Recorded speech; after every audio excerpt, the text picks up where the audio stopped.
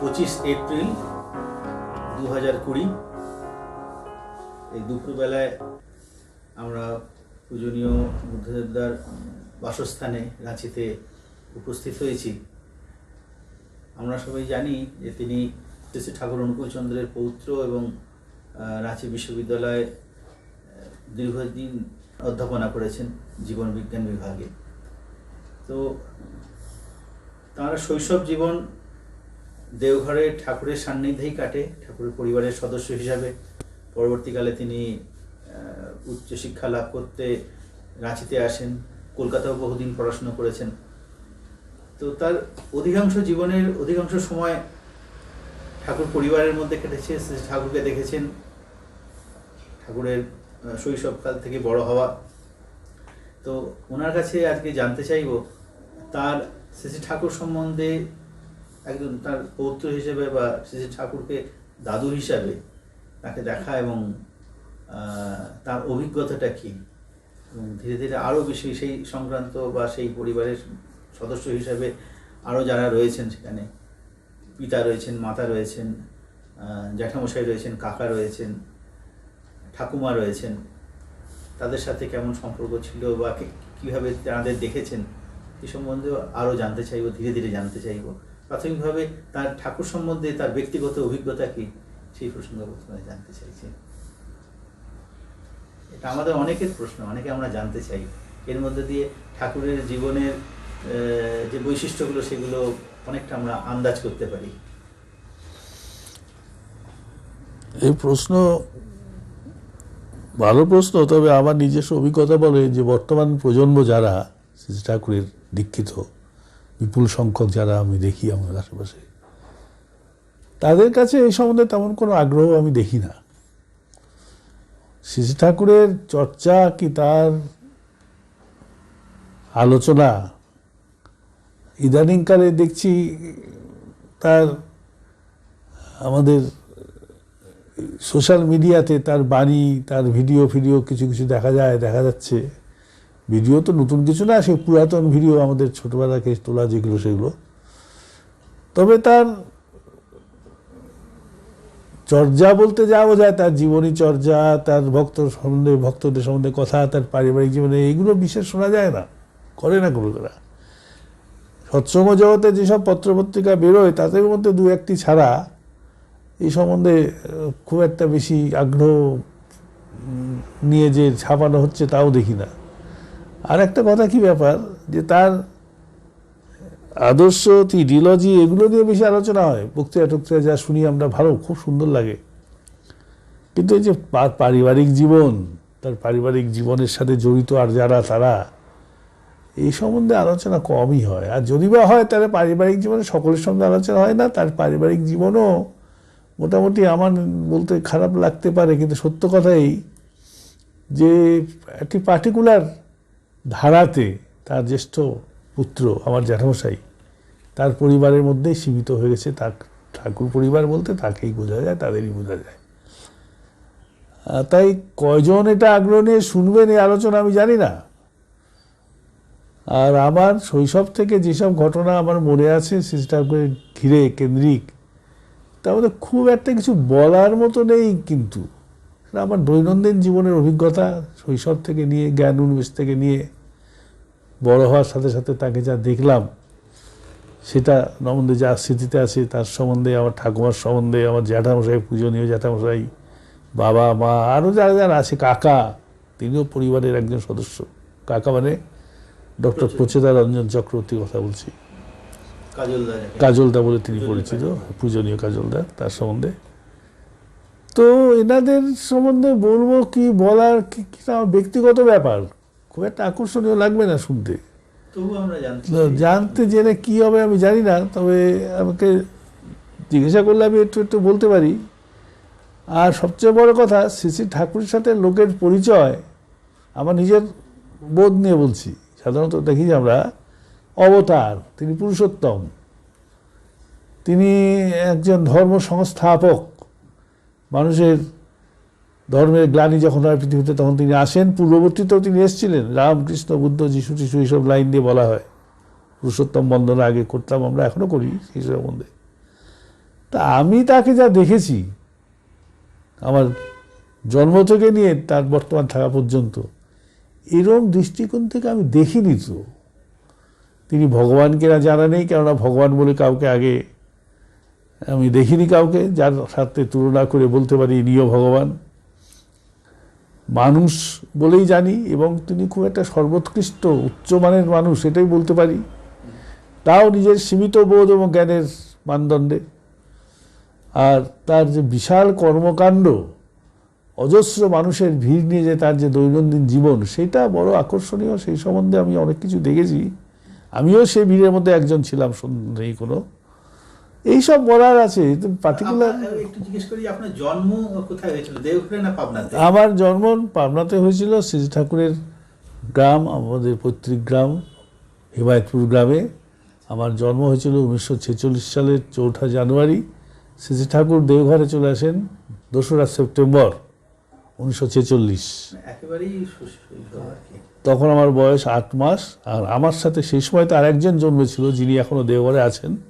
তিনি হচ্ছেন সদ্য প্রফুল্ল দাস ছেলে বাটুল দা, আমরা বাটুল বলি, মুক্তেন্দু দাস। আমাদের ওই একই সময়ে জন্ম। তা আমি সেই সময় ঠাকুরের সাথে সব পরিবারে যখন আসি, তখন দেওঘর থেকে আমি চলে এসেছিলাম ওই কোলে কোলে। আমার তো স্মৃতি কিছু মনে নেই। আর দেওঘরের ঠাকুর বাড়ির, যেটা বড়াল বাংলো বলে পরিচিত ছিল আগে, সেখানেই এসে থাকা এবং ওখানেই ক্রমশ জ্ঞান উন্মেষ এবং শ্রী ঠাকুরকে এবং আর যা কিছু দেখার। আসলে ওটা বড়াল বাংলোতে ঠাকুর থাকতেন, আর ওই সপরিবারে, আমরা সপরিবারে মানে আমরাও সপরিবারের মধ্যে পড়ছি। তিনি থাকতেন নিচের তলাতে, এখন মেমোরিয়া বলে একটা বিরাট আছে, সেখানে তিনি থাকতেন, সেই বিল্ডিংটাতে। আর তার উপরের তলায় আমরা থাকতাম, আরও অনেক কয়েকটা পরিবার থাকতো। আর নিচের তলায় শ্রী ঠাকুরের সাথে আরও অনেক পরিবার থাকতো। তারা ঠাকুর পরিবারের নয়, কিন্তু পরিবারভুক্তর মতনই, দীক্ষিত এবং আশ্রমবাসী। তারা পাবনার থেকে চলে এসেছিল ঠাকুরের সাথে। সেই থাকার স্টাইলটা এবং থাকার রকমটা যারা না দেখেছে, তারা ঠাকুরের থাকার অ্যাডজাস্টমেন্টের ব্যাপারটাই বুঝতে পারবে না। ঠাকুর এক জায়গায় আছেন একটা ঘরে, তার পাশে লাইন দিয়ে একটা হল ঘর বলতাম আমরা, সেখানে দুপাশে প্যাসেজের মাঝখান দুপাশ দিয়ে বহু পরিবার আছে, 6-7 পরিবার। সবই বেশিরভাগই আশ্রয়হীনা, বৃদ্ধাই বেশিরভাগ, মহিলারা বেশিরভাগই মহিলা। তার পাশে পেছনে বিরাট বারান্দা ঘর, সেখানেও কি পরিবার। তারপরে ওইদিকে আবার পেছন দিকটাতে আমাদের ছোট্ট ঠাকুমা কাজল কাকে বলেন, তারই থাকতেন, শ্রী ঠাকুরের সহধর্মিনী সর্বমঙ্গলা দেবী, ছোট্ট ঠাকুমা বলে আমরা যাকে জানতাম। এমন করে বহু পরিবার পরিবেষ্টিত। এদিকে প্যারিনন্দী থাকতেন আরেক দিকটায়, তার পাশে সুশীল চন্দ্র বোসের ঘর ছিল, ছোট্ট একটা ঘর থাকতেন তিনি। তার কোনাতে আরেকটা ঘর ছিল মাঝখানে, সেটা কাশীশ্বর রায়চৌধুরী থাকতো, ঠাকুরের ভক্ত, ঠাকুরের সন্ধানে থাকতো সে। এই করে তার একটা আলাদা পার্টিকুলার সেপারেট কোনো জায়গায় ছিল না থাকার, একটা ঘর ছাড়া। হ্যাঁ, তা এই যে সকলের সাথে মিলেমিশে থাকা, ঠাকুর বলে তো বোঝা যায় না, মানুষ বলেই মনে হয়। খুবই সহনপটু এবং অ্যাডজাস্ট করে চলনেওয়ালা একটা মানুষ। প্রত্যেকের প্রতি দৃষ্টি আছে, প্রত্যেকের সাথে ভালোবাসা আছে এবং সকলের সুখ সুবিধার দিকে নজর আছে। আলোচনা প্রসঙ্গে এক জায়গায় তিনি বলেছেন, আমার মনে আছে, আপনারা জানেন, হয়তো পড়ে থাকবেন, যে দাই necessity is greater than mine. মানে তোমাদের প্রয়োজনটা আমার থেকে অনেক বেশি আমার কাছে। এইটা একটা ডেমনস্ট্রেশন কি, এরকমভাবেই তাকে ছোটবার থেকে চলতে দেখেছি। আর তাকে যা যাওয়ার বললেই ভালো হয়। যেমন তিনি তো দেওঘর থেকে চলে এসেছিলেন, দেওঘরে চলে এসেছিলেন নিজের মাতৃভূমি পিতৃভূমি ছেড়ে স্বাস্থ্যের কারণে। এবার দেওঘরে এসে যেখানে উঠলেন তিনি, সেখানে সে যাতে এক জায়গাতে থাকতে দেখিনি। সে বিরাট ক্যাম্পাসের মধ্যে, কখনো এখানে, কখনো ওই জঙ্গলের পাশে, কখনো মাঠের উপর তাঁবু কাটিয়ে, তার পাশে বেড়া দেওয়া ঘরে, এরকম করে তিনি জায়গায় জায়গায় থেকেছেন। এখন যে পার্লার যেটা রয়েছে, এটা তো বহু পরেকার ব্যাপার, বহু পরেকার ব্যাপার। কিন্তু তার আগে আমরা ছোটবার থেকে দেখছি টেন্ট টাইপের টেম্পোরারি, সেখানে থাকছেন। তাসু বলতাম আমরা, ত্রিপল দিয়ে তৈরি, ত্রিপলের ছাদ, বাঁশ ফাঁস দিয়ে তৈরি, সেখানে থাকতেন। ছবি দেখা যায়, সেখানে থাকতেন। খোলা মাঠে, আকাশের নিচে, সেখানে থাকতেন। সেসব পরে তৈরি হয়, জামতলা ঘর, সেখানে থাকতেন। ওগুলো আমাদের সামনেই তৈরি হয়েছে সব। তাই ওই বাড়ির মধ্যেও নিরানিবেশ আছে। কারখানার যে বসা তাকে দেখেছি, যে মিস্ত্রিরা কাজকর্ম করছে ওখানে যে বসে আছেন, কাজ হচ্ছে, ওখানে কথাবার্তা হচ্ছে। প্রফুল্ল দাস সবসময় আছেন, কৃষ্ণপ্রসন্ন ভট্টাচার্য, প্রফুল্ল কুমার দাস, শরৎচন্দ্র হালদার, এই তো স্টলওয়ার্ড যারা সবসময় থাকতো। আমি বলছি জ্যোতি আশ্রম একটা বিরাট ক্যাম্পাস, সেখানে ঠাকুরকে যে বসতে দেখতাম, ঠাকুর না বলে আমার দাদু বলতেই ভালো লাগছে। সেখানে নানা রকমের আলোচনা, সকলের প্রবেশ অধিকার সেখানে ছিল না। বেড়ার বাইরের থেকে দাঁড়িয়ে দাঁড়িয়ে অনেক দেখতো তাকে, কারো দরকার হলে কেউ সামনে এসে কথা বলতো। এরকম করে একই জায়গাতে তিনি বসে আছেন তেমন না, নানা জায়গাতে, কখনো এখানে কখনো ওখানে, সেই করে আর তিনি থাকবেন বলে এক একটা জায়গায় যেন তাকে কেন্দ্র করে এক একটা নতুন কিছু কনস্ট্রাকশন হচ্ছে। এই করে করে বড় বাংলাটার ভেতরটাও নানা রকমের এই নীলানিবেশ, জামতলা ঘর, এই তাসু ওই তাসু, বিল্ডিং ফিল্ডিং হতে হতে ফাঁকা মাঠগুলো ভরে গেল, আস্তে আস্তে একটা বিরাট কলোনি টাইপের হয়ে গেল। এই করে ডেভেলপমেন্ট হচ্ছে। এই সকলের সঙ্গে তিনি আছেন সবসময়, আমরা আছি মানে আছি, থাকতেই হবে এরকম করে আছি। আমরা তো দর্শন ফর্শন ব্যাপার না, পরিবারের গুরুজন যেভাবে সব সময়তে তার কাছেই আছি এবং তিনি আছেন। আমরা তার কাছে আছি কিনা গেছি সেটা বড় কথা না আমাদের পক্ষে, কারণ আমাদের আলাদা অ্যাসোসিয়েশন আছে, তখন খেলাধুলা, ঘুরে বেড়ানো, আড্ডা মারা, অত বড় বিরাট মাঠ, অত বড় গাছ গাছালি, জঙ্গলারা বাড়ি, সেখানে খেলা করা, বন্ধু বান্ধব বাইরের এবং ওই যারা তার সাথে আপনার থেকে চলে আসা লোকেরই বেশি, আশ্রমবাসী তারা। এই ছোটবার থেকে দেখা আছে। তো কিরকম কোনো ঘটনা কর্তা মনে পড়ে ঠাকুরের সাথে? ঘটনা তো অনেক আছে, দে আর ভেরি ইনসিগনিফিকেন্ট, বলার মতো কিছু নয়। আমাদের কাছে significant, যেহেতু তার সাথে ঠাকুর বলা যুক্ত রয়েছে, সেই জন্য But ছোট কিছু ছোট ঘটনাও আমাদের কাছে খুব significant। সেরকম কিছু তো আমার মনে আছে, সবে বলতে পারা যাবে না, বলে কোনো লাভ নেই কোনো কিন্তু ঘটনা। যেমন তার জীবনচর্যাগুলো দেখতে খুব ভালো লাগতো, তার স্নান করা, তার খেতে বসা, খাওয়ার সময় আমি উপস্থিত থাকা, ঠাকুমা খেতে দিতেন সেই খাওয়াটা দেখা। যেমন অনেকেই জানে না, এখন শুনলে অবাক হয়ে যায়, তিনি তখন সেই সময়টাতে ঘরের মধ্যে বসে হাসুনের মাটিতে বসে খাওয়া দাওয়া করতেন। ঠাকুমা থাকতেন, যজ্ঞেশ্বর থাকতো, কাশীশ্বর রায়চৌধুরী থাকতো, আমিও বহুদিন থাকতাম। তারপর তার খাওয়া দাওয়া হয়ে গেলে ঠাকুর যখন খাচ্ছেন তখন আপনি রয়েছেন? আমি রেখে আছি, হ্যাঁ, আপনি তার বসে রয়েছেন না? বসে আছি, বসে বসে দেখছি। আচ্ছা। তারপর ঠাকুরের হয়ে গেল তখন ওই খাওয়ার থালা ফালা নিয়ে ঠাকুমা ঘরের মধ্যে দিয়ে ঠাকুমার ঘরে চলে যেতেন, আমিও পিছনে যেতাম, ঠাকুমার সাথে সেখানে খেয়েটে আবার আমি ওপরে হয়তো মার কাছে চলে যেতাম। এরকম বহুদিন হয়ে গেছে। ঠাকুরের স্নান করা বড় উপভোগ্য। আমরা ভিডিওতে অনেকে দেখে থাকবে, এই বড়বাংলোর ভেতরে একটা চৌবাচ্চা তৈরি ছিল, সেই চৌবাচ্চাতে জল ভরা, সে স্নান করা, সেই স্নান করার সময় যারা তেল মাখিয়ে দেওয়ার লোক, তেল মাখা দেওয়া হলো, স্নান করলেন, তারপরে ওখানে ডুব দিয়ে স্নান করা, এই সবগুলো দেখা খুব মজা লাগতো। আমরা তো উপরেই থাকতাম, হয়তো নিচে এসেও দাঁড়িয়ে থাকতাম, কেউ উপর থেকে জানলা খুললেই দেখা যেত। এই সব মনে আছে। আর কি, কখনো আপনাকে ডেকে কিছু, আপনি যেমন ছোটবেলা থেকে শুনেছি যে কবিতা টবিতা খুব ভালো হ্যাঁ, লিখতেন। একটা সময় ছিল আমার মনে আছে, ঠাকুমার দাদু যখন যে ছোট ঠাকুমার ঘরে বসতেন, একটা রকিং চেয়ার ছিল। পরে শুনতাম যে কলকাতার মদন দা বলে একজন নাপিত ছিল, মদন দাস, তার হেয়ার বিউটিফায়ার, মেকআপ এইসব সেলুন ছিল কলকাতায়, খুব স্টলওয়ার্ড বড় বড় ভিআইপিরাও সব সেলুনে যেত। তিনি ঠাকুরের পুরনো দীক্ষিত ছিলেন পাবনার আমল থেকে। তিনি তাকে একটা রকিং চেয়ার এনে দিয়েছিলেন ঠাকুরকে, সেই চেয়ারটাতে বসে দোল খেতে দেখতাম অবসর সময়, কখনো, সব সময় না, কোনো কোনো সময়। ছোট্ট ঠাকুমার ঘরে চেয়ারটা রাখা থাকতো এবং তখন দাদু যে মাঝে মাঝে কখনো যে বসতেন এবং তামাক খেতেন। তখন তার শরীরটা খুব ভালো। সেই সময় তো আমি প্রায় রোজই যেতাম, একটা বই নিয়ে যেতাম, সেই বইটা ওর সামনে বসে বসে পাঠ করে শোনাতাম। বইটার নামও আমার মনে আছে, পাগলা দাশু, সুকুমার রায়ের লেখা। সেটা কি ঠাকুরের ইচ্ছাতে আপনি শোনাতেন না? ওটা আমার মনে নেই, তবে তিনি খুব উৎসাহ দিতেন এবং শুনতেন আর খুব প্রশংসা করতেন রিডিং পড়াটার। আমি শোনাই কি তুমি শোনাও, এটা আমার মনে নেই। কিরকম বয়স হবে আপনার?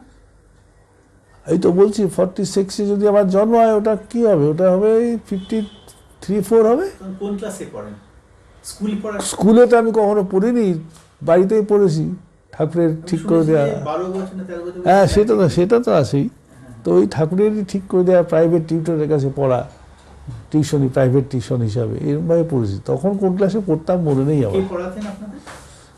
আমাদের অনেক মাস্টারমশাই পড়াতো, কেউ পড়ে যে চলে যেত, কিছুদিন পরে আরেকজন আসতো, এই করে করে লাস্টে যখন আমি স্কুল ফাইনাল লেভেলে যাই, তখন সৎসঙ্গের কর্মী, ঠাকুরের কর্মী রেবতীমোহন বিশ্বাস বলে একজন ছিল, সবাই নাম জানে তার এখনও, তার কাছে পড়তাম, তার কাছে পড়েই আমরা পঞ্চানন্দার কাছেও পড়েছেন কি? পঞ্চানন্দার কাছে কিছুদিন অঙ্ক করার জন্য বাবা পাঠাতেন, সকালবেলার বাড়িতে যেতাম অঙ্ক নিয়ে, ওখানে অঙ্ক টঙ্ক করাতো।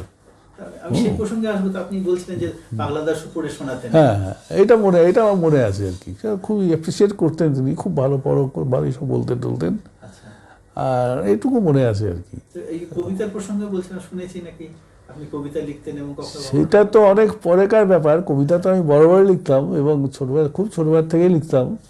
যখন আমি রাঁচিতে চলে যাই তখনও কবিতা লিখতাম, তখন অনেক কবিতা লিখতাম এই রাঁচিতে পড়তে আসার পরে 66-এ। আর তখন দেওঘরে যখন যেতাম ছুটির সময়, সেই সময় কথায় কথায় একদিন জ্যাঠামশাই, পূজনীয় জ্যাঠামশাই, আচ্ছা, বড়দার কথা। হ্যাঁ, তখন ঠাকুরের কাছে আমরা ছিলাম, থাকতাম রোজই। তখন তিনি বলেছেন ঠাকুরকে যে খুব ভালো কবিতা লেখে। ঠাকুর শোনাতো। আপনাকে ঠাকুর কি বলে ডাকতেন এখানে?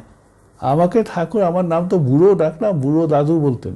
আচ্ছা, বুড়ো ভাই, বুড়ো দাদু না, বুড়ো দাদু। নিজের একটা চিঠি লেখা আছে ঠাকুরের আমাকে, তাতে লেখা আছে বুড়ো ভাই তোমারই বুড়ো দাদা, লাস্টে লেখা আচ্ছা, এরকম করে। আচ্ছা, আচ্ছা। তো সেই সময় কবিতাটা শোনাতে আমাকে ঠাকুর জ্যাঠামশাই বললেন যে নিয়ে আয় কবিতা খাতা বাড়ির থেকে। তা আমি যাবো করতে, কী করে যাবো, দেরি হয়, আমার গাড়ি করে যা। তো গাড়ি করে যেয়ে কবিতাটা নিয়ে আসলাম, খাতাটা। আর আমার মেজ দাদা, যাকে ডক্টর অলোক কুমার চক্রবর্তী, সুনুদা বলে সবাই জানে, জ্যাঠামশাইয়ের ছেলে, সে খুব ভালো আবৃত্তি করতে পারেন উনি। তিনি 2-4টে কবিতা ঠাকুরকে আবৃত্তি করে শোনালেন, আপনারই লেখা? আমারই লেখা কবিতা। আচ্ছা। এবং খুবই প্রশংসা করলেন ঠাকুর। তারপরে বহু লোককে আমার বাড়িতে পাঠাতে আরম্ভ করলেন যে খুব ভালো কবিতা শুনে যা। আপনার বাড়ি বলতে বিবেক বিতান? বিবেক বিতানে। আচ্ছা। বড়ালবাংলো থেকে বিবেক বিতানে কখন আসেন? সেটা হচ্ছে 1959-এ আমরা চলে আসি। তখন আমি, যখন বাড়িটা বদল করা হয়, তখন আমি কলকাতায় চলে গেছি পড়াশোনা করতে। কলকাতায় তখন কি গ্র্যাজুয়েশন? না, তখন তো স্কুল ফাইনাল পাস করার পরে ইন্টারমিডিয়েট পড়া হতো। আচ্ছা, আচ্ছা। ইন্টারমিডিয়েট তখন। কলকাতায় কোন বাড়িতে থাকতেন? তখন কলকাতাতে জ্যাঠামশাইরা সবাই থাকে। জ্যাঠামশাই না, জ্যাঠামশাই পরিবার, জ্যাঠাইমা, আরও আমাদের জ্যাঠাতো দাদা ভাই টাই বোনটোনরা, অশোক দা, সুনুদা, কল্যাণীদি, টিনাদি, পন্টাইদা, যারও আছে সবাই। ওরা তো দেওঘরে থাকতো না, ওরা কলকাতাতেই থাকতো। বললে এসে বড়ালবাংলোতে আমরা সবাই উঠেছিলাম কিছুদিনের জন্য, তারপরে যে যার জায়গায় চলে যায়। তারপরে তারা কলকাতাতে যে পড়াশোনার ব্যাপার জন্য কলকাতায় চলে যায়। কলকাতার স্কুলে টিস্কুলে ভর্তি হয় যে যার মতো, ওখানেই থাকে। ওরা তখন দেওঘরে আসতো ছুটিতে, মাঝে মাঝে আসতো। আমরা দেওঘরে থাকতাম। কিন্তু যখন আমাদের পড়াশোনার প্রশ্ন, আমি পাস করে গেলাম, আমার দাদা তার আগে পাস করে গেছে, দিদি পাস করে, বিদ্যুৎ দা, তখন তারা কলকাতাতেই পড়তে গেল জ্যাঠামশাইয়ের কাছে। জ্যাঠামাই থাকতেন, তার কাছে থেকে আমরা পড়তাম হচ্ছে মানিকতলার কাছে একটা বাড়ি, গৌরী বাড়ি বলে জায়গা আছে, সে 40 বদ্রীদাস টেম্পল স্ট্রিট, যেটা গিন্নিদের পরবর্তীতে অফিস টফিস হয়েছিল ওদের, এখনো আছে।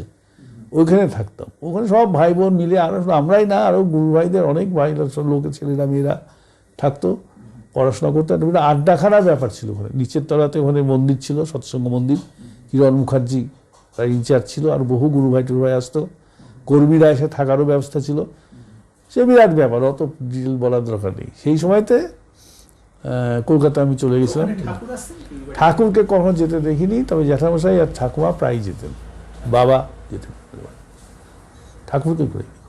আপনি যে বাড়িতে পড়াশোনা করতেন, সেই সময়কার কোনো ঘটনা ঠাকুরের সাথে সম্পর্কিত? না, অনেক ঘটনা আছে, বলার মতো কিছু নেই তেমন। তবে পড়াশোনা তো কখনোই করিনি। প্রফুল্লদার কাছ থেকে খবরের কাগজ পড়তে নিয়ে আসতেন বা প্রফুল্লদার? হ্যাঁ, সেরকম একটা হয়েছিল একবার। সে, হ্যাঁ, ও তো পেপার পড়া হতো ঠাকুরের কাছে, আনন্দবাজার পত্রিকা পড়তেন, অনেক পেপারই পড়া হতো। প্রফুল্লদা শোনাতো, সেই সব ছবি টবিও আছে এখনো। তো সেই পত্রিকা পড়া হয়ে গেলে সেটাই বাবা পড়বেন বলে আমি জোর যেয়ে নিয়ে আসতাম। বাবা খেয়ে দিয়ে উঠে দুপুরবেলা পেপারটা পড়তেন শুয়ে শুয়ে। হ্যাঁ হ্যাঁ, ছোটদার কথা বলছি। তারপরে পড়া হয়ে গেলে তারপর দিন ফেরত দিয়ে সেদিনকে টানতাম, এই আমার ডিউটি ছিল বাড়িতে। তখন ঠাকুর থাকলেন জামতলার ঘরে। আপনি আনতে যেতেন মোটামুটি কোন সময় যেতেন আনতে? সকালের দিকে 10টা, 10:30, 10টা এরকম। যদি, হ্যাঁ, না সেটা আগেই পড়া, আগের দিন পড়া হয়ে গেছে তো। হ্যাঁ হ্যাঁ। তো সেই সময় তো যার পেপারটা একদিনকে আমি নিয়ে এরকম একটা কেয়ারলেসলি রেখে দিয়ে আসছিলাম, তখন হ্যাঁ, তখন দাদু আমাকে ডেকে বলেন যে এই পেপারটা ওরকম করে রাখলি কেন? ভালো করে তুলে শ্রদ্ধা করে রাখো। আবার তুলে রাখলাম ভালো করে। তখন তিনি আমাকে বললেন যে খাতা কলম বইপত্র রবার পেন্সিল যা দিয়ে কিছু শেখো তাকে মা বাবার মতো ভক্তি করবে, তাহলে কিছু শেখা করতে পারবে না। এটা বলে আমি চলে আসলাম। তারপরে শুনি যে আমাদের মাস্টারমশাই সেখানে সেবতী মাস্টারও বসেছিল সেখানে। সে আমাদের বাড়িতে এসে আমাদের ধরে বললো যে ঠাকুরের কাছে তুমি এরকম করে কাগজটা রাখলে, ঠাকুর আমাকে পাঠালেন যে তুমি কী পড়াস, তুই কিছু কিছু কাগজপত্র ওই খাতায় নাড়াচাড়া করতে শেখনি, যা ঠিক করে যায় বলে এসে আবার কিছু বললো টললো আমাদের। এরকম ঘটনা ঘটেছে। হ্যাঁ, তবে তার দিক থেকে সমালোচনা বা তিরস্কারটা খুবই কম পাওয়া গেছে। উৎসাহ এবং অনুপ্রেরণা প্রতিদিন বহু রকমভাবে বহুবার পাওয়া গেছে কিছু হলেই। তো এটা একটা বিরাট ব্যাপার আর কি। এরকম ঘটনা আছে বহু। আপনি আপনার কাছে শুনেছিলাম কখনো কথা প্রসঙ্গে আপনি বলেছিলেন যে ওই যে ওখানে যে কারখানা ছিল, কাঠের কাজ হতো তো সেখানে ঠাকুর একটা বেঞ্চি বানাতে বলেছিলেন ওখানকার যে কাঠের কর্মচারী। তারপরে একটা ঘটনা হয়েছিল পরবর্তীকালে তিনি যখন স্মৃতিচারণ করতে গিয়ে ঠাকুর তাকে কিছু বলেছিলেন যে ঠাকুর যেভাবে চেয়েছিলেন। হ্যাঁ, সে তো গল্প একটা আছে। সে কারখানাতে কাজ করতো। আমাদের রাধানাথদা বলতাম আমরা, রাধাচরণও কেউ কেউ বলতো। সে আমাকে এই কাহিনিটা বলেছিল দেওঘরে ঠাকুরের তিরোধানের পরে ঠাকুর বাড়ির গেটের সামনে দাঁড়িয়ে, যে তখন এটা আমি এটা আমার কাহিনিতে লেখাও আছে, আমি লিখেছিলাম কাহিনিটা, যে ওই একটা বেঞ্চি আমাকে ঠাকুর তৈরি করতে বলেছেন এবং ঠাকুরের একটা অভ্যাস ছিল ডিজাইনগুলো যেরকমভাবে পায়ের ডিজাইন, হাতলের ডিজাইন সব নিজে খাতায় কাগজে নিজে হাতে এঁকে দিয়েছিলেন একদম এরকম করতে হবে। আর তার একটা বিশেষত্ব থাকতো সব কাজেরই, তার বইপত্রগুলো পড়লেও দেখা যায় কাজ করলেই হবে না, একটা শিডিউল টাইমের মধ্যে কাজটা শেষ করতে হবে, তার থাকতো সবসময়। টাইম ম্যানেজমেন্ট বলা যেতে পারে এটাকে। অনন্তকাল ধরে একটা কাজ করছে তাহলে হবে না, নির্দিষ্ট সময়ের মধ্যে। সেই কাজকে সেই মিস্ত্রি, ওই জাতীয় মিস্ত্রি আমরা বাইরের জগতে তো দেখিনি, এত হাই কোয়ালিটির মিস্ত্রি ওরা। রাধাচরণ এখনও তার প্রমাণ আছে, দেওঘরের বাড়িতে ফাইতে তাদের কাজ করেছে, নকশা মকশা এটা ওটা যেসব আছে আসবাবপত্র ভারী সুন্দর। ও ছিল একজন, আর অনেকে, আর মনোহরদা বলে একজন ছিল, দুইজন যাদের সম্বন্ধে ঠাকুরের বইপত্র খুললেও পাওয়া যাবে। হ্যাঁ, মনোহর সরকার তার নাম ছিল, তাই না? তা সেই রাধাচরণের কী কাজ হলো, ওটা করতে করতে নিজে একটা মাথার থেকে বেরো, ওরা তো মিস্ত্রি, যে এটাকে একটু চেঞ্জ করে এরকম করে ভালো করলে ভালো হয়। তা সেরকমভাবে চেঞ্জ করে তৈরি করেছে, শিডিউল টাইমের মধ্যে তৈরি করে ঠাকুর কাছে নিয়ে গেছে খুব আনন্দ করে।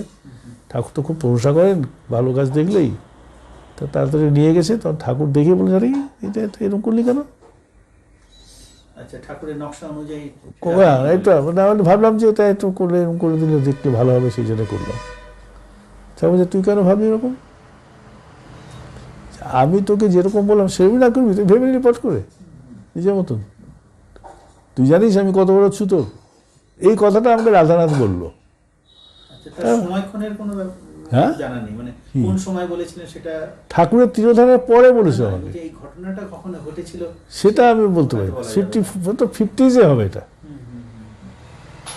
দেওঘরে ঠাকুর বাড়িতে ঠাকুরের হতে 50s হবে। হ্যাঁ, তারপরে বললো এটা আমাকে ঠাকুর বললেন, কিন্তু এটা বুঝতে পারলাম না আমি। সেটা আপনাকে যখন বলছেন সেটা কোন সাল হবে? সেটা 69-এর পরে, ঠাকুরের তিরোধানের পরে, 69-এর পরে। তো বলে ঠাকুর কি করে সুতোর হবেন, বামুনের ছেলে? আমি ভাবছি কিছুই বুঝতে পারলাম না, তাই ভুলে গেলাম। তারপরে বহুদিন পরে তখন একটা দেওঘরের প্রথা ছিল, মনমোহনী ধামে একটা ঠাকুরের মন্দির ছিল, মন্দিরই বলতো, প্রার্থনা হতো, আলোচনা হতো, কীর্তন হতো। সেখানে সমস্ত মহাপুরুষদের জন্মদিন পালন হতো, রামকৃষ্ণ যিশু মিশু সবার। সেখানে বক্তৃতা হতো, গান বাজনা হতো, ঠাকুরের সম্বন্ধে তাদের প্রাসঙ্গিক জীবনী আলোচনা হতো। সেখানে শরৎদা একদিনকে ওই বড়দিনের সময় যীশু খ্রিস্টের জন্মের বৃত্তান্ত কথা আলোচনা হতে হতে রাধানাথ আমাকে বলছে যে শরৎদা বলল যে অনেকদিন পর, ওই ঘটনার দিন পর, যে এই যীশুখ্রিস্ট বাবা জোসেফ ছিলেন কাঠের মিস্ত্রি এবং যীশুখ্রিস্ট খুব ভালো কাঠের কাজ জানতেন, ইনি ছিলেন বাবার যোগানদার। এই কথাটা বলা মাত্র আমার ঠাকুরের কথাটা মনে হলো কি বলেছিলেন? যে তিনি আমাকে বলেছিলেন কত বড় ছুতোর, একটা বিরাট ব্যাপার। খুব আবেগের সাথে এই কথাটা বললো এবং আমার ভয়ঙ্কর আগ্রহ জন্মালো পুরো জিনিসটাকে ভালো করে তুলে ধরার। তখন আমি নীতি নব নটনীলা বলে একটা সিরিজ লিখছিলাম ঠাকুর সম্বন্ধে, সপ্তাহী পত্রিকায়। এই কাহিনীটা তখন আমি গল্প আকারে লিখে ছাপালাম, খুব অ্যাপ্রিসিয়েট হলো। তারপরে দেখি সবাই জানে, এটা সবাই বলে এখন, এই যাজন টাজন পত্রিকায় কাহিনী শুনে খুব ভালো করে বলে যে ঠাকুর মানে আমাদের ঠাকুরের যে লিটারেচার সেখানে কোথাও এভাবে লিপিবদ্ধ করা নেই, কি ঘটনা আছে কি? না, আমি তো দেখিনি কোথাও। আমার নিজের মনে হয় যে যার সাথে ঘটনা ঘটেছিল সেই সাধারণতের মুখ থেকে প্রথম আমি শুনেছিলাম এবং আমি সেটাকে খাতাতে লিখে ছাপিয়েছিলাম। হ্যাঁ, সেই অরিজিনাল পত্রিকাটাও হবে দেওঘরে সপ্তাহী। হ্যাঁ, তো এই হলো ঘটনা। তো এরকম তো আরও বহু ঘটনা আছে ঠাকুরের জীবনের, আর আমাদের সাথে সম্পৃক্ত বলার মতো তেমন কিছু নেই। খুব ছোট ঠাকুমার সাথে তো অনেক ঘটনা আছে, কিন্তু ঠাকুমার পার্সোনালিটি অসম্ভব গ্রেভ ছিল, আমাদের খুব ভয় লাগতো। ভালোবাসতেন যে তারা, তবুও তার একটা দূরত্ব ছিল সাংঘাতিক। আর আমরাও কখনো কোনো বদমাইশি করতাম, চেঁচামেচি করতাম, না ওসব বলার মতো না। তবে ধমকা ধমকি চটচাপটা দু একটা কখনো খাওয়া এসব হয়েছে ঠাকুমার কাছ থেকে। তো ওভারঅল তো ভালোবাসার সম্বন্ধে কোনো সন্দেহ নেই, তবে তার ব্যক্তিত্ব খুবই গম্ভীর আমার জন্য লাগতো এবং আমরা একটু ডিস্টেন্স রাখতাম। কেউ যদি কিছু বলতো, কারণ যারা কিছু অত্যাচার করতো যদি কেউ, তাহলে তো ঠাকুমার কাছে যেই নালিশ করতাম, দাদুর কাছে কোনো করিনি। আর যা কিছু করার ও ঠাকুমাই করতেন, ধরে একটু ধমকে দেওয়া হয়তো ওকে, কি যাই হোক করা, সব এইসব ঠাকুমার কাছে দেখতাম। ঠাকুমার যে ঠাকুরকে দেখতেন, ঠাকুরের খাওয়া দাওয়া ইত্যাদি, এবং তার ব্যবস্থাপনা, তার ঠাকুরকে সুস্থ রাখার জন্য তার তো নজর সাংঘাতিক রকম ছিল, এটা শুনেছি আর কি। সেই সম্বন্ধে কিছু বলবেন, আপনার নজরে কেমন, উনি কিভাবে ঠাকুরকে? আমার তো মনে হয় যে তার জীবনে অন্য কোনো কাজই ছিল না, ঠাকুরের দিকে নজর রাখা, তার ওয়েলবিংটা সম্বন্ধে ভাবা ছাড়া। সেই সম্বন্ধে প্র্যাকটিক্যালি কি দেখেছেন আপনি? সব প্র্যাকটিক্যাল না, ওই যে তার লক্ষ্য রাখা, তার ওই যে তার যেন কোনো ক্ষতি না হয়, তার অসুবিধা না হয়, তার খাওয়াটা যেন ঠিক মতো হয়, তার ব্যবস্থাপনা ঠিক না হয়, তার জিনিস যেন নষ্ট না হয়, তার কাছে যে কেউ যেন যে বেশি ঝামেলা না করে, চেঁচামেচি। তার তো লোকের নিয়ে ব্যাপার, তো সবসময় ভিড়, তাই না? এই যে একটা প্রহরীর মতো যাকে বলে, হ্যাঁ, অন্দরমহল মানে অদৃশ্য অন্দরমহল তা না, তিনি চোখে চোখে আসেন সবসময়। আর কখনো কখনো ঠাকুরের কাছে যেও বসতে দেখা গেছে সবসময়তেই। তিনি যখন লিজারে থাকতেন তখনও বসে বসে বই পড়তে দেখতাম। সাহিত্যর দিকে তার খুব রুচি ছিল, গল্প অনেক পড়তে দেখতাম দুপুরবেলায়। হ্যাঁ, আর কখনো কখনো আমি দেখিনি, সেটা আপছা মনে আছে, তার সমবয়সী আরও আশ্রমে যারা ছিল, সমবয়সী কি বয়সে ছোট, যে সবাই বয়স্ক মহিলাটোরা, তাদের সাথে তাস ফাঁসও খেলতেন অন্দরমহলে একটুখানি, হয়তো কখনো কখনো। এইসব জিনিস ছিল। আর খুব ফুর্তিবাজ মহিলা, সে বিষয়ে কোনো সন্দেহ নেই। আর কিন্তু দায়িত্ব পরায়ণও খুবই করবে। অনেকে এটা জানতে চাই, যদি প্রসঙ্গটা জানতে চাইছি, যে ছোট মাও ছিলেন, ছোট মা তো অনেক ছোট বড় মার থেকে, দুই বোনের মধ্যে দুজনই ঠাকুরের স্ত্রী, সে কিরকম সম্পর্ক? আমি তো সেটার মধ্যে কিছু বলতে পারবো না, আমি তো ডিস্টেন্স দেখেছি খুব। ছোট মার সাথে আপনার কিরকম সম্পর্ক ছিল? তার সাথে আমার খুব ভালোই সম্পর্ক ছিল, তিনি আমাদের খুব ভালোবাসতেন, প্রশ্রয় দিতেন, হ্যাঁ খুব ছিল, গল্প গুজব করতেন, আরো ক্লোজ, ঠাকুমার থেকে ক্লোজ। ও বলার মতো কিছু নেই, তিনি গল্প গুজব করা, তার বাড়িতে গেলাম, বসলাম, এই জাতীয় ছিল। আর ফ্রিলি কথা বলা যাকে বলে। হ্যাঁ, আর তো তিনিও তো কলকাতাতে চলে যান কাকার পড়াশোনার ব্যাপারে, দেওঘরে মাঝে মাঝে আসতেন। তারপরে সব পড়াশোনা ডাক্তারি মাক্তারি শেষ হয়ে গেলে সে দেওঘরে থাকতে আরম্ভ করলেন যখন, তখন আমি বাইরে চলে গেলাম। যখন যেতাম তো রাতে চলে আসি, সেই সব দেখা টাকা কলকাতাতে যখন পড়তাম, তিনিও কলকাতায় পড়তেন কাকা, কখনো ওর বাড়িতে যেতাম, এরকম আছে ব্যাপার। বাদুর বাগান বলে একটা এরিয়া আছে, সেখানে থাকতেন তিনি, এরকম আর কি। এই ব্যাপার। বড়দার সম্বন্ধে কিছু বলবেন? বড়দার সম্বন্ধে তো আমার কিছু বলা হয় না, তো ঠাকুরই সব বলে গেছেন বইপত্রতে, প্রচুর তার গুণপরার কথা লেখা আছে। জ্যাঠামশাই হিসাবে জ্যাঠামশাইটা খুবই স্নেহপ্রবণ, কোনো সন্দেহ নেই এই বিষয়ে। আর তার চতুর্দিকে দৃষ্টি আছে, বাবার সাথে খুবই ভালো রিলেশন ছিল, খুব ভালো, এবং আমাদের সকলের সাথেই ছিল। তার মধ্যে একটা প্রশ্রয়ী মনোভাব ছিল, যিনি খুব আড্ডাবাজ, ছেলে মেয়েদের কী করে তারা এনজয় করবে সেদিকেও তার দৃষ্টি ছিল, আবার সাংসারিক দিকেও খুব দৃষ্টি ছিল। তার অলরাউন্ড লোক যাকে বলে, সন্দেহ নেই কোনো।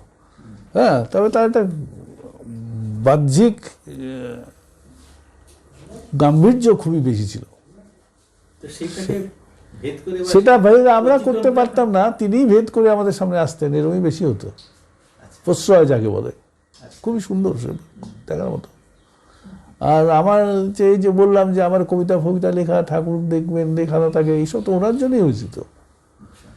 উনি আমার খুব প্রশংসা করেছেন অনেকের কাছে, বাড়িতেও ডাকিয়েছেন কতবার, কবিতা পড়ব, খাতা নিয়ে আয়, পড়বি, শুনবো, এইসব। আপনি যখন রাঁচিতে ছিলেন তখন কখন এসেছেন উনি আপনার সাথে? হ্যাঁ, উনি হঠাৎ একবার ঠাকুরের তিরোধানের পরে একবার চলে এসেছিলেন রাঁচিতে, শুনি। আমার বলেছিল না, উনি বলেছিলেন কোনো সময় তোর ওখানে যাবো।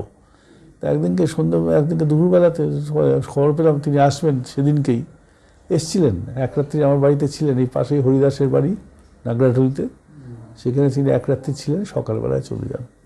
তখন ঠাকুর বর্তমান নেই।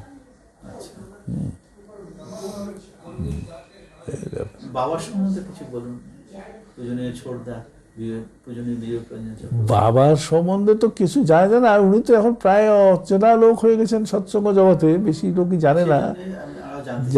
জানার পেছনে একটা পরিকল্পিতভাবে দুষ্টেন্স তৈরি করা হয়েছে, এটাও ঠিক কথা। ঠাকুরের তিরোধানের আগে এবং ঠাকুরের তিরোধানের পর, ঠাকুরের তিরোধানের আগে আমি তো দেখেছি বাবা সবসময়তে ঠাকুরের কাজেই ব্যস্ত থাকতেন। যাজন পরিক্রমা, এদিকে যাওয়া ওদিকে যাওয়া, সব দল বল নিয়ে কীর্তন ফুর্তন, বক্তা নিয়ে ঘুরে বেড়ানো গাড়ি করে, ঠাকুরের অনুভূতিক্রমে ঠাকুরকে বলেই সে বহু জায়গায়, আসাম, বাংলা, বিহার, উড়িষ্যা, আসাম, সব জায়গাতে প্রত্যেক রবিবারে এক সময় দেখতাম তিনি ভাগলপুরে যেতেন, দুমকায় যেতেন, এই যাজন কার্যে। বাণী মন্দির বলে একটা জায়গা ছিল, সেখানে তিনি সকলকে নিয়ে বসতেন, আলাপ আলোচনা, পঠন পাঠন। আবার তিনি থিয়েটার প্রেমী ছিলেন বলে থিয়েটারের রিহার্সেল, থিয়েটার করাও হতো। আর সবচেয়ে বড় কথা কি, আমি দেখতাম, আমার যে অভিজ্ঞতা সৎসঙ্গ জগতে, বন্ধু বলতে যদি কেউ কারো থাকে, তিনি সকলের বন্ধু ছিলেন, তারও সকলের বন্ধু ছিল, এত ক্লোজ তিনি সবার থেকে ছিলেন। ফিলান্থ্রপি সব বহু লোক কাজ করতো, 90% লোকই তারই পরিচিত এবং তারই দলের লোক বলা যায়, তার সঙ্গে উঠা বসা কর্নেওয়ালা লোক।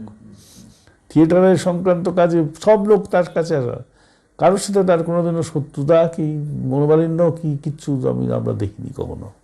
আর সেই সংক্রান্ত ব্যাপারে প্রত্যেকে আমাদেরও খুব ভালোবাসত। তখন পরিবার, ঠাকুর পরিবার হিসাবে আমাদেরই লোকেরা বেশি চিন্তা করেন, আমরা সবসময় থাকতাম তো এখানে। আমার জ্যাঠামশাই এবং তার জ্যাঠামশাই না, তার ছেলেমেয়েরা যারা, তারা তো আমাদের বয়সে অনেকেই বড় বড় তারা আছে, দিদি দাদা, তারা এখানে তো থাকতো না সবসময়, তারা পরিচিত ছিল, কিন্তু তারা মাঝে মাঝে আসতো এখানে, সবসময় থাকতো না। তারা কলকাতাতে নিজেদের পড়াশোনা নিয়ে থাকতো। আমরাও যখন কলকাতায় গেছিলাম তখন আমরাও ওরকমই থাকতাম। পরে আমরা চলে আসি দেওঘরে, কিন্তু তারা তো পরে আরও অনেক পরে আসেন, তাই না?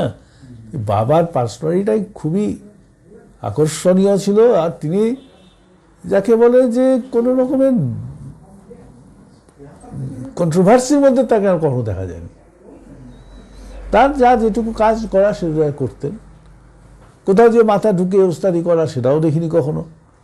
আর কোনো একটা দায়িত্ব পেলে বা নিলে তাকেও সেটা করবো না এরকমও দেখিনি। তিনি নিজের মতো নিজে থাকতেন এবং গঠনমূলক আদর্শ সংক্রান্ত কাজগুলোতেই তাকে বেশি ব্যাপৃত থাকা দেখা গেছে। আর এই তার শিল্পী মনোভাব, যেটা শিল্পরুচি, এই থিয়েটার করা, গান করা, জলসা করা, সরস্বতী পুজোর দিন বাণী মন্দিরে প্রকাণ্ড জলসা হতো, লেখা আছে।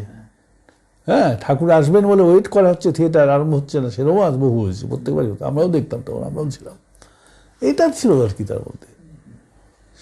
সঙ্গগত ব্যাপার কি চলছে প্যারালালি ওসব আমরা জানতাম না, সেটা আলাদা ঘটনা, তো সেটা আমরা জানার ব্যাপার।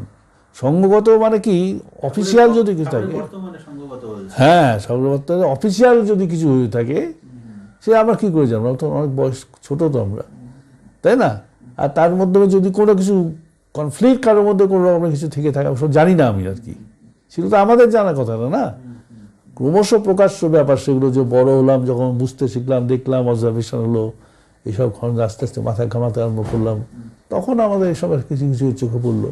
তারপর সিস্টার করে তিরোধানের পরে যখন ভয়ঙ্কর আকার ধারণ করলো, তার কিছু লক্ষণ কি আগে আপনি লক্ষ্য করেছেন, বুঝতে পেরেছেন যে লক্ষণ আমি কিছু না না না লক্ষ্য করিনি। লক্ষ্য মানুষের সেটাই করে সাধারণত যেটা সম্বন্ধে একটা ডাউট হয়, সন্দেহহীন প্রশ্নহীন হলে পরে তার সম্বন্ধে কিছু আগে সেখানে না, কিচ্ছু নেই, না দেখি ইজি গোয়িং সব চলছে, তাই না? সবকিছু সহজভাবে হ্যাঁ সহজ সহজ হচ্ছে, তাই না? লাইট ফট করে নিবে না গেলে তো বোঝা যাচ্ছে না যে কখন নিবে যাবে, না নিবে গেলেই ঝামেলা আরম্ভ হলো, এরকম হয় আর কি। সে সম্বন্ধে কিছু বুঝিনি।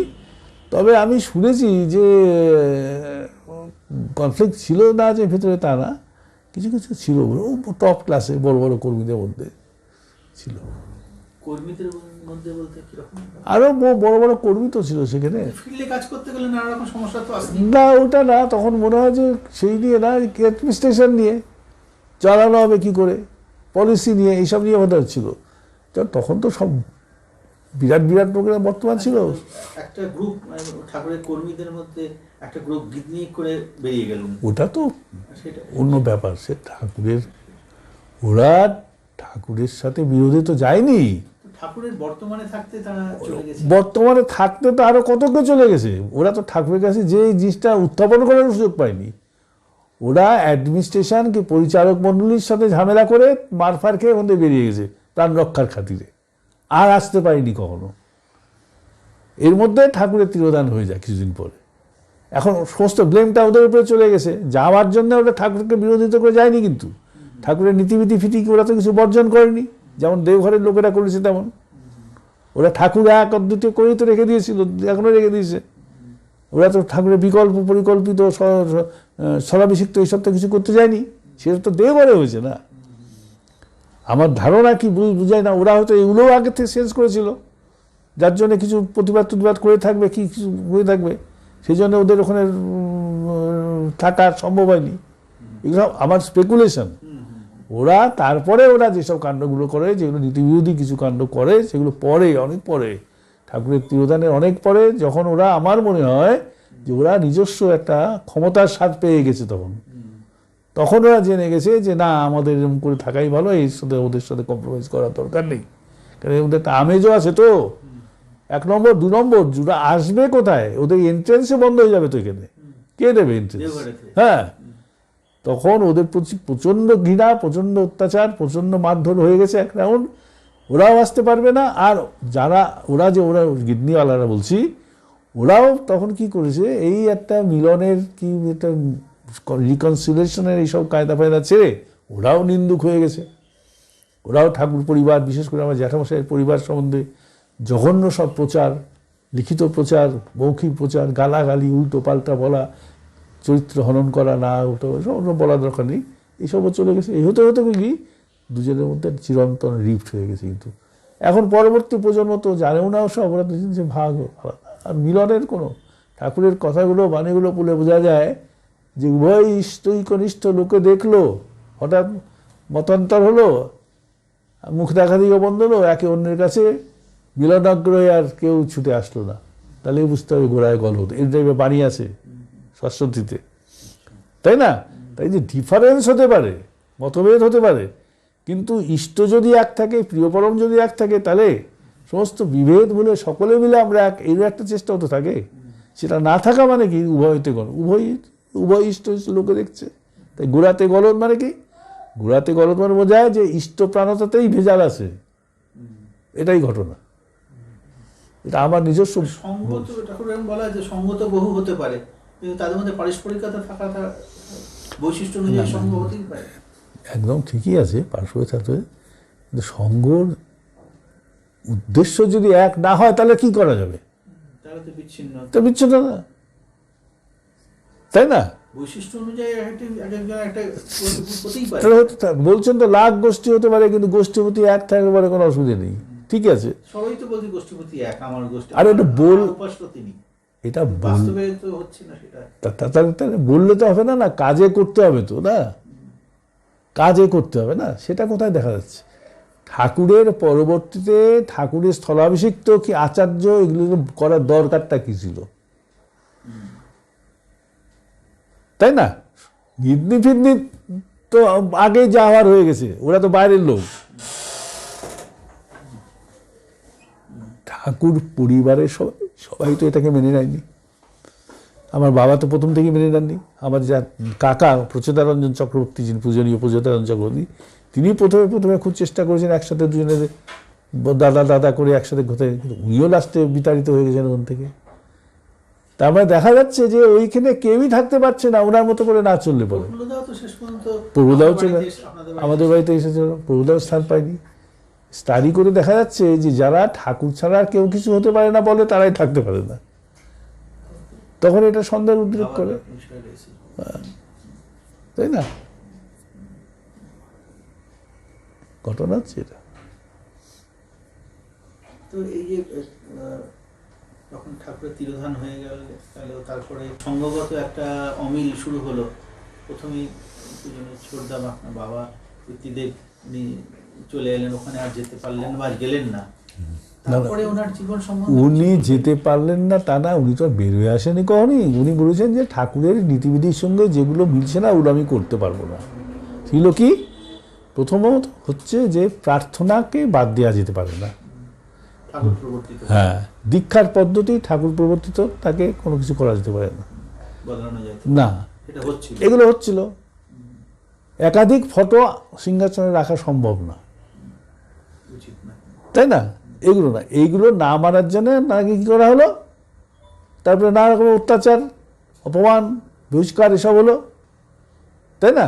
ওনাকে বলা হলো যে সৎসঙ্গের কথা না মানলে সৎসঙ্গ খেতে দেবে না। আর সৎসঙ্গ খাওয়া তো তিনি কোনো খাননি, তাই না? আমার জ্যাঠামশাই কার খাওয়া খেতুন, তার বাবারই ঠাকুরেরই বলতে হবে, তাই না? তা আমার কাকাও তাই, আমার বাবাও তাই। তা যেই জ্যাঠামশাইয়ের যুগ আরম্ভ হলো, অমনি তো হয়ে গেল কি যে এটা সৎসঙ্গের জন্য না করলে সৎসঙ্গ দেবে না। তা সৎসঙ্গের জন্য তো উনি করতেন না, কেউই করে না, ঠাকুরের জন্য সবাই করে। আমার জ্যাঠামশাই ঠাকুরের জন্যই করেন, তাই না? এখন যে কোনো একটা সহজ ব্যাপারকে নিজস্ব সুবিধার জন্য ঘুরিয়ে ব্যাখ্যা করে নিজের মতামত প্রতিষ্ঠা করতেই পারে। বিশেষ করে যাদের কাছে ক্ষমতা আছে তারা তা করতেই পারে, অর্ডিন্যান্স জারি করতেই পারে। এরকমই করা হয়েছে বলা যায়। এই জন্যে তাকেই বহিষ্কার করা হয়েছে বলা যায়। তিনি বহিষ্কৃত হননি তো কখনো, তিনি ওইসব ইষ্ট রীতিবিধি বিরোধীগুলোতে পার্টিসিপেট করেননি, যার জন্য তাকে অনেক অত্যাচার সহ্য করতে হয়েছে। সে একই জিনিস সহ্য করতে হয়েছে কিছুদিন পরে, যখন আমার কাকা রাজি হলো না তখন তাকেও করতে হয়েছে, তাই না? তার মানে তোমরা যেই হও, যেখানে হও, আমি যা বলছি কি পরবর্তীতে যা হচ্ছে, ঠিক আছে? জ্যাঠামশাই হয়তো চিরদিন থাকতেন না, তারপরে কি হলো, অশোক চক্রবর্তী হলো, তিনিও আছেন। এবার তার জ্যেষ্ঠ পুত্র, এই জ্যেষ্ঠ পরম্পরায় তৈরি করে ফেলে দিল ওরা। কোনো অসুবিধা ছিল না যদি এই সবগুলোর মধ্যে দিয়ে ঠাকুর যা বলে গেছেন সেগুলোকে অবিকৃতভাবে মেনে চলা হতো। সেই প্রার্থনা, সেই ঐকমত্যটি প্রচার, সেই দীক্ষা, সেই ঠাকুরের কথাই বলতে হবে। সেই ঠাকুর, সে নানা ফটোর কারসাজি করে সকলের মধ্যে ঠাকুরকে বাদ দিয়ে অন্যদের ইমপ্রেস করা, এগুলো না করলে পরে তো কোনো অসুবিধা ছিল না। কোনো রকম প্রচেষ্টাও তো সেখানে দেখা যায় না যে আচ্ছা চলো যা হয়েছে আমরা ভুলগুলোকে শুধরে নিয়ে, বা যদি ভুল হয়ে থাকে সবাইকে আবার এক করার একটা চেষ্টা, একটা আন্তরিক চেষ্টা, তাতে ঠাকুর খুশি হবে। না না, ওসব নাই তো। ওদের হচ্ছে যে আমি যা বলছি ওটাই করতে হবে, এটাই ঠাকুর বলে গেছেন, না বলে গেলেও বলে গেছেন বলতে হবে। লিখিত এখন নতুন না, কোনো এখন আমি তো এখনো পাইনি। যারা ঠাকুর চর্চা করে তারা কেউই পায়নি। বরং ছলে বলে কৌশলে ঠাকুরের স্থানে ওদেরই ইম্পোজ করার নানা রকমের কাজ দেখাশোনা চলে। হ্যাঁ হ্যাঁ হ্যাঁ হ্যাঁ, তাই না? তো ঘটনা কি, এখন এর তো কোনো রেমেডি নেই, রেমেডি থাকারও দরকার নেই। আমরা তো কেউ দল করবো বলে দীক্ষা নিইনি, কি অন্যকে প্রতিষ্ঠা করবো বলে দীক্ষা নিইনি। দীক্ষা সমবেতও নিইনি, একা নিয়েছিলাম ঠাকুরকে প্রতিষ্ঠা করা আমার জীবনের যোগ্য হোক বলে। তা আমরা যে যার মতো ওটাই চেষ্টা করছি। এই যে যখন সঙ্গগত একটা বিরোধ সৃষ্টি হলো, ছোটদা বাড়িতে থাকা আরম্ভ করলেন, নিজের বাড়িতে, ওখানে আর ওই পরিস্থিতির মধ্যে যেতে পারলেন না, তখন তার জীবন কেমন ছিল? তখন তো আপনি তার বড় হয়ে গেছেন, না না, তখন তো বুঝতে পারছেন সব। তখন তাকে ওনার সাথে আপনার কিরকম, মানে বাবাকে কিভাবে আমি তো দেখতেন? তখন দেওঘরে বেশি দিন ছিলাম না, আমি রাঁচিতেই থাকতাম, চলে যেতেন, মাঝে মাঝে যেতেন? না না, আমি রাঁচিতে চলে এসেছি চাকরিতে জয়েন করার পরে 73 তার আগে পর্যন্ত দেওঘরে থাকতাম। তো তারপরে তখন কি, তখন তো তিনি বর্জিত হয়ে গেছেন, তাকে জেলখানার মধ্যে রাখা হয়েছে বলা যায়। ঘর থেকেও বেরোতেন না? বেরোতো না, তার বাড়িতে যাওয়ার কারোর প্রশ্ন নেই, গেলে পরেই শাস্তি, ভাতা বন্ধ, বাসস্থান থেকে বিতাড়িত হতে হবে সবাই, মারের ভয়েই বন্ধ। তাই তিনি একা তিনি কি করবেন তখনই তিনি সিস্টেমের সাহিত্যগুলো ভালো করে পড়তে আরম্ভ করেন এবং নানা রকমের বাণী সংকলনগুলো একা বহু কষ্ট করেছেন তিনি করতে আরম্ভ করেন, তাই না? আমরা সেসবে মানে এত বড় পরিবার, সে তখন কিভাবে চলতো? তার চলতো, খুব কষ্টে চলতো, খেয়ে না খেয়ে কোনো রকমের চলতো, খুবই কষ্ট কিছুদিন জন্য। তখন তো কিছুদিন ভাতা মাতা বন্ধ করে দিয়েছিল কিছুদিনের জন্য, ওই সৎসঙ্গ কেন দেবে, তারপরে লোকের কাছে প্রেশার পেলে লোক অনেকে প্রতিবাদ করে, তারপরে আবার দিয়ে আরম্ভ করে, এই করে করে করে করে শেষকালে এখন বর্তমানে কি হয়েছে, এখন তো আর সেসব সৎসঙ্গের সাথে কোনো সম্বন্ধ নেই। হ্যাঁ, আর সাহিত্যগুলো পড়া আরম্ভ করলেন বলছিলেন? হ্যাঁ, করছেন করে সেগুলো ছাপানো হতো এবং সবার নিজস্ব উদ্যোগে, নিজস্ব চেষ্টায় সবার কাছে পাঠিয়ে জাগরুক যেন হয় মানুষের। খুব বিখ্যাত যে সংকলন ইষ্টপ্রোক্ত, পথনির্দেশ, শাশ্বত বাণী, এরকম নামটা, ইষ্টভক্ত নামটা প্রফুল্লতা দেয়। প্রফুল্লতা তখন আমাদের মধ্যে আসতো না, কিন্তু এসে গেটের কাছে দাঁড়িয়ে থাকতো আর বাবাকে মাসে 5 টাকা করে দিত সাহায্য। একদিনকে এসে বললো যে আমি তো ভেতরে যাবো না, বারণ আছে, আমি একটু শ্রদ্ধাকে ডেকে দাও, আমি একটু কথা বলি। তখন বাবা চান করতে যাচ্ছেন, গামছা পরে এসে গেটের কাছে এসে খালি পায়ে যে এই ব্যাপার, একটা বই ঠিক সংকলন করছি, তো বইটার নাম একটা ভালো করে ঠিক করে দিন। তখন বলছি ইষ্টপ্রোক্ত নামটা খুব ভালো, ইষ্টের বিশেষ করে উক্ত যেগুলো ইষ্টপ্রোক্ত, ওই নামটা প্রফুল্লতারের দেয়া, সেই নামে বইটা বেরোলো। আর সেই বই আজকে তো 50 বছর হয়ে গেছে সেই বইয়ের।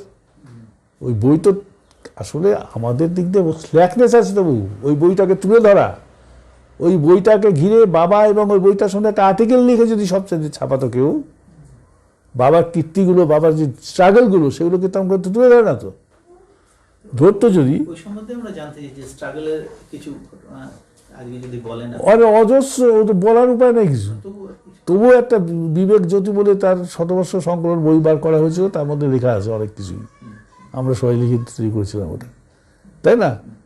তিনার তার আহার নিদ্রা ঘুচে গেছিল, তিনি সবসময় তো কী করে এই ঠাকুরের কথাগুলোকে প্রতিটি মানুষের কাছে পৌঁছে দিয়ে যায়, এইতে তিনি ব্যস্ত ছিলেন। আর আরেকটা তার পিকুলারিটি ছিল, কি ভয়ঙ্কর লক্ষ্যযোগ্য ব্যাপার, তিনি কখনো কারো নিন্দা ফিন্দা করেন না, কিন্তু তিনি যে করে জ্যাঠামশাইয়ের সাথে তার একটা দ্বন্দ্ব এই নিয়ে আদর্শগত, কিন্তু তার কাছে যেও না কি তাকে মেনো না কি তাকে অসহ্য কথা শোনা যায়নি, কিন্তু বরং যে আসতো তার সবাইকে তিনি বলতেন যে কাজুর কাছে যাবি, দাদার কাছে যাবি, মাসিমার কাছে যাবি, প্রণাম করে আসবি, সব্বার কাছে যেতে হয়।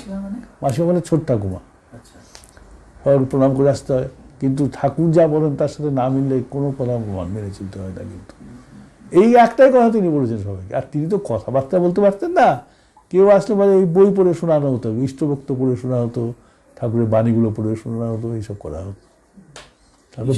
মানে ঠাকুরের উক্তিগুলো কি তো সংকলন, নানা রকমের বইয়ে যে সেগুলো আছে আদর্শগত, সেই তার নির্দেশ, সেগুলোকে একাত্র করে সংকলন।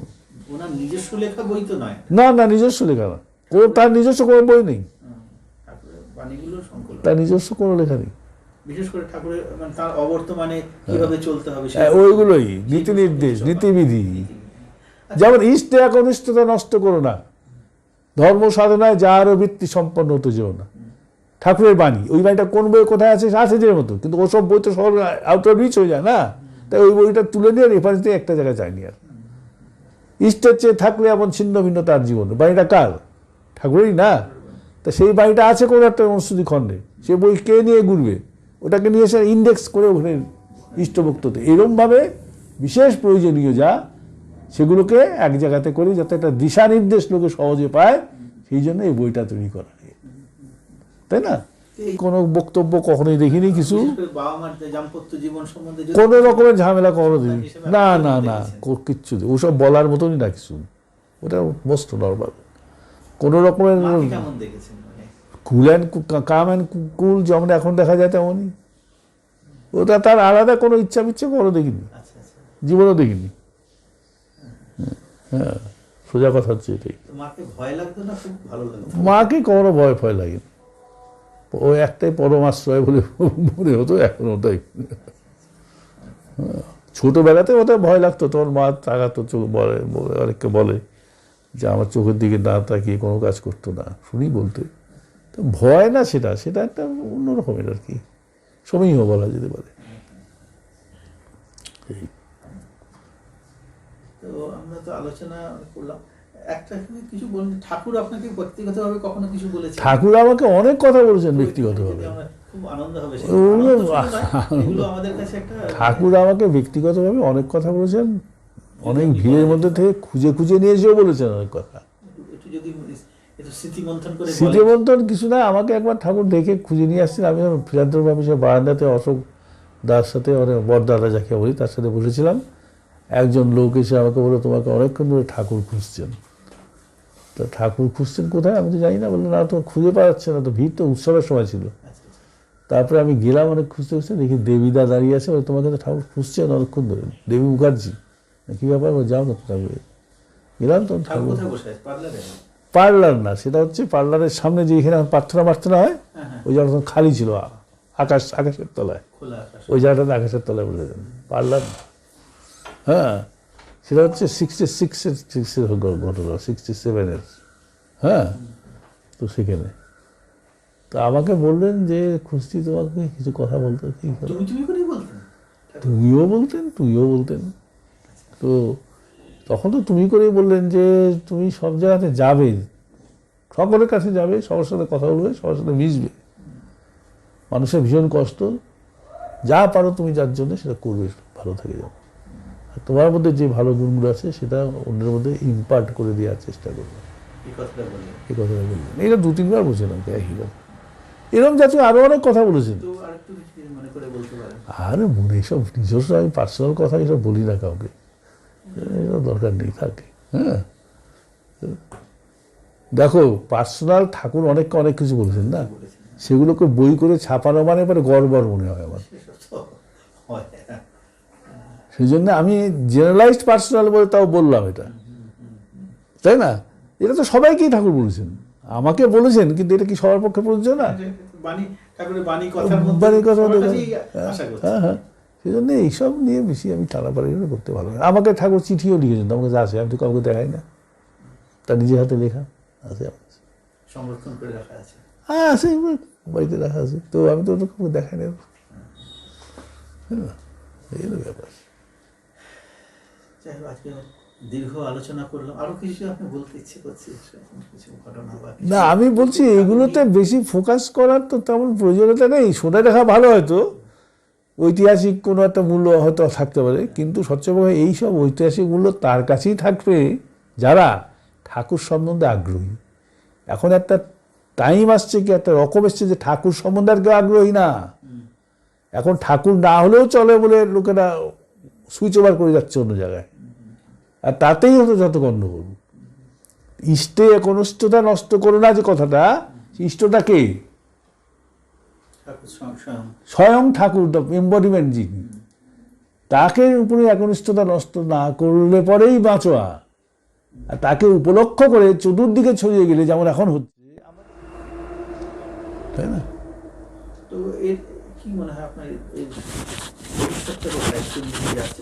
ভবিষ্যতে তো ধারা তো করে দিয়েছে, যা ধারা। হ্যাঁ, এটা জীবন আন্দোলন করে দিয়েছেন। হ্যাঁ, ওই আন্দোলন চলবে, আবার এইদিকে আন্দোলন চলবে। ঠাকুরকে যারা ভালোবাসে, সেইগুলো যারা বলতে, সেই আন্দোলন চলবে, তারা করবে। আজকে আমরা যদি দাদার কাছে অনেক কথা শুনলাম, তার ব্যক্তিগত জীবন, তার অভিজ্ঞতা, ঠাকুরকে দেখা, সঙ্গগত ব্যাপার, সঙ্গের ঠাকুরের তিরোধানের পরবর্তীকালের পরিস্থিতি, সূক্ষ্ম বহু জিনিস উনি জানালেন। আমার পরবর্তীকালে আপনার কাছে আরও বেশি ঠাকুরের এবং ঠাকুর সংক্রান্ত আরও বিষয়ে আমরা জানতে চাইব। তো এইসব নিয়ে বললাম আমি অনেক কিছু হয়তো, কিন্তু এইসব নিয়ে বেশি ঘাটাঘাটি করার প্রয়োজন নেই। আসো আমরা ঠাকুর প্রসঙ্গ নিয়ে বেশি ব্যাপৃত থাকি। জয় গুরু।